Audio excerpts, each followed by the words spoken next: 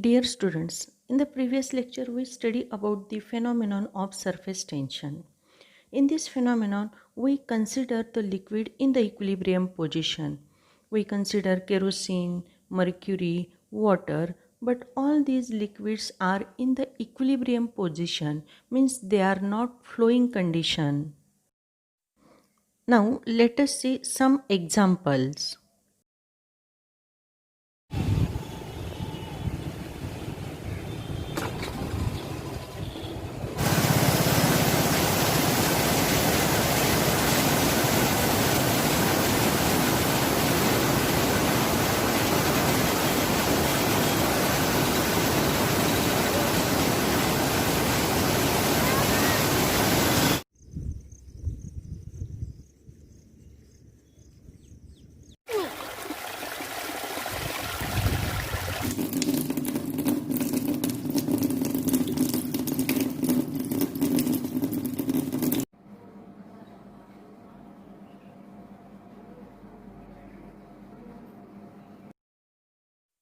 आता आपण हे जे सगळे एक्झाम्पल पाहिले त्यात फ्लुईड मोशनमध्ये होतं आणि आता आपल्याला या मोशनमधल्या फ्लुईडच्या प्रॉपर्टीजचा अभ्यास करायचा आहे.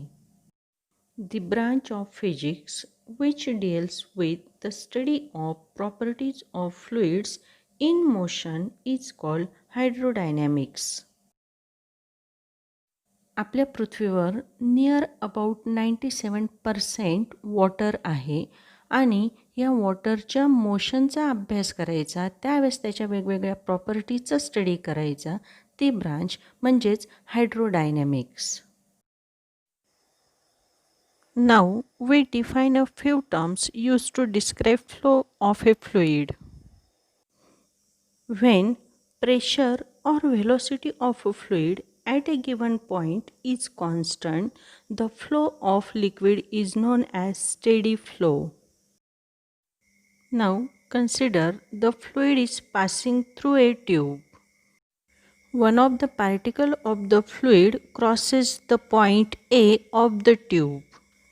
फ्लुईडचा पार्टिकल ए पॉईंटला आला त्यावेळेस त्याची समजा व्हेलोसिटी आपण काहीतरी कन्सिडर करू 10 सेंटीमीटर पर सेकंद असेल, तर त्या पॉईंटला क्रॉस करणारा प्रत्येक फ्लुईडचा पार्टिकल सेम व्हेलोसिटी पुढे सरकेल. म्हणजेच ए पॉईंट जर आपण कन्सिडर केला तर ए पॉईंटपासून पुढे सरकणारा फ्लुईडचा पार्टिकल प्रत्येकाची व्हेलोसिटी ही 10 सेंटीमीटर पर सेकंद असेल आणि त्यांची डायरेक्शनसुद्धा एकच असणार आहे. असा जो लिक्विडचा फ्लो असणार आहे किंवा फ्लुईडचा फ्लो असणार आहे त्याला स्टेडी फ्लो म्हटले जाते. समजा हे फ्लुईडचे पार्टिकल बी पॉईंटला आले तर त्यांची व्हेलोसिटी 10 सेंटीमीटर पर सेकंद असेल असं नाही.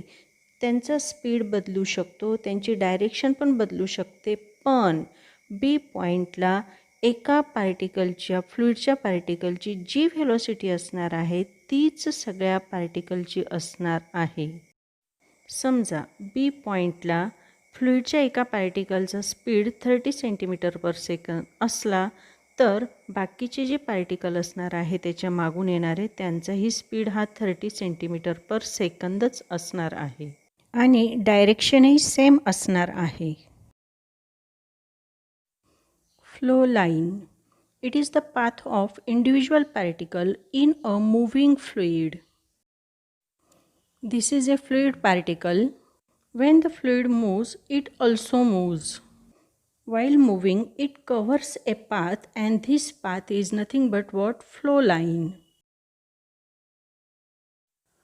Now let us see streamline. फ्लुईडचा फ्लो हा एका सरळ रेषेतच असेल असं नाही, तर तो कर्वसुद्धा असू शकतो. Then the tangent at any point of this curve indicates the direction of the velocity of the fluid particle. This curve is known as streamline. Now let us define streamline. It is a curve whose tangent at any point in the flow is in the direction of the velocity of the flow at that point. streamlines, and flow lines are identical for a steady flow.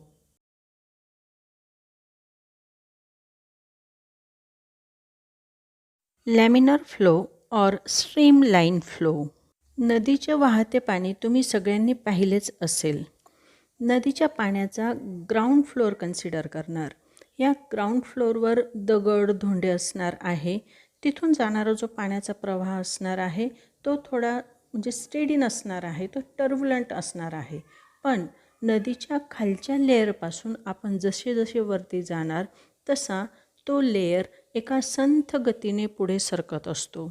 खालच्या लेअरपेक्षा वरचा layer त्याची velocity थोडी जास्त असते आणि तो परत एका त्याच्याच व्हेलॉसिटीने पुढे सरकत असतो.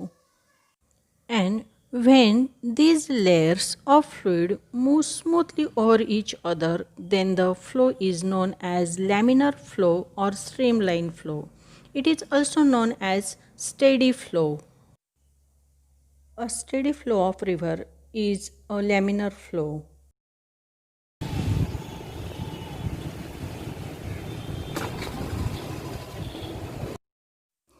Turbulent flow.